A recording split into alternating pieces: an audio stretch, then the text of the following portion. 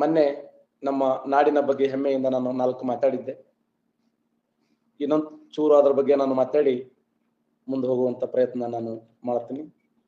ನಮ್ಮ ರಾಜ್ಯ ನಮ್ಮ ಹೆಮ್ಮೆ.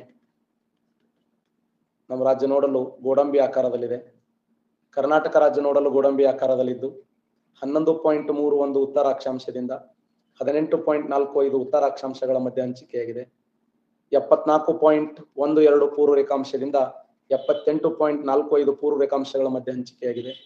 ಕರ್ನಾಟಕ ರಾಜ್ಯದ ಉತ್ತರ ತುದಿ ಬೀದರ್ ಜಿಲ್ಲೆ ಔರಾ ತಾಲೂಕಿನ ಮುಖೇಡ, ದಕ್ಷಿಣ ತುದಿ ಚಾಮರಾಜನಗರದ ಗುಂಡ್ಲುಪೇಟೆಯ ಮೊಯ್ಯಾರ, ಪಶ್ಚಿಮ ತುದಿ ಉತ್ತರ ಕನ್ನಡದ ಕಾರವಾರ, ಪೂರ್ವ ತುದಿ ಕೋಲಾರ ಜಿಲ್ಲೆಯ ಮುಳಬಾಗಿಲು, ಉತ್ತರದಿಂದ ದಕ್ಷಿಣಕ್ಕೆ ಚುಂಕ್ ಎಂದಾಗ 750, ಪಶ್ಚಿಮದಿಂದ ಪೂರ್ವಕ್ಕೆ ಚುಂಕ್ ಅಂದಾಗ 400 ಕಿಲೋಮೀಟರ್.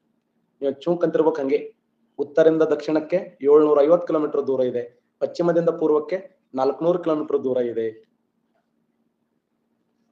ಚುಂಕ್ ಅಂದ್ರೆ ದೂರ ಅನ್ನಂಗ ಅದು. ಮಕ್ಕೊಂಡ ನಿದ್ದಿಗಳ ಚುಂಕ್ ಅನ್ನೋದು. ಬಗಲಾಗ ಎದ್ದು ನಾನು ಹುಡುಕಾಡ್ಕೊಂಡ್ ಬರ್ಬೇಕು ನೋಡವು.